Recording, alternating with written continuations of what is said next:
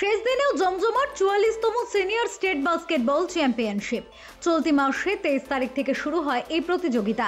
8 দিন ধরে চলা এই প্রতিযোগিতার আসরে মহিলাদের 10টি টিম অংশগ্রহণ করে, পুরুষদের 18টি টিম অংশগ্রহণ করে। মহিলা বিভাগের ফাইনালে মুখোমুখি হয় ইস্টার্ন রেলওয়ে ও রাখির সংঘ। ইস্টার্ন রেলওয়ে 78 পয়েন্ট পেয়ে রাখির সংঘকে হারিয়ে বিজয়ী হয়। রাখির সংঘ 70 পয়েন্ট নিয়ে রানার্স হয়। তৃতীয় স্থান অধিকার করে পুলিশ এসি। এদিন পুরুষদের ফাইনালে মুখোমুখি হয় ইস্টার্ন রেলওয়ে ও মেট্রো রেলওয়ে। তবে এবার থেকে বড়বাজার যুবক সভা বিজয়ী সহ রানার্স ও তৃতীয় স্থানাধিকারীদের জন্য নগদ পুরস্কারের ব্যবস্থা করে, যাকে কর্নিশ জানিয়েছেন সংস্থার সাধারণ সম্পাদক প্রদীপ আড্ডি। দর্শক এবারে খুবই ভালো বার্তা, কেননা এবারে প্রথম Burrabazar club cash prize declare করেছে।